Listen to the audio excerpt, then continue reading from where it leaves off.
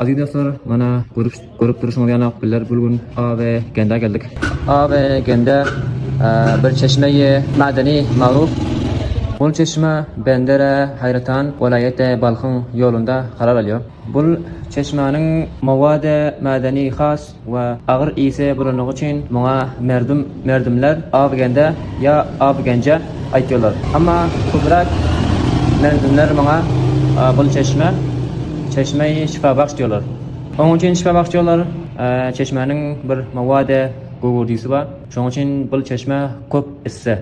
Misle kaynak su diyor. Ana şol ısı bulunduğu için, şol mavad bulunduğu için bu çeşme cismi veya cüldi müşküllere çok faydası var. Bu çeşme her yerlerden şol müşkülatı cildi için merdumlar geliyor. Olan aytışına göre bu çeşme köp cüldi müşküllere fayda ediyor. Bu çeşmeni insanlar kurşanda bu çeşme tabii halatta tapılan ve danışmanların aytışına göre bu çeşme qanchaha yıl avvalam bolmalı. Hatta Ruslan vaqtında Rusların öldüramşine almayış edip gören.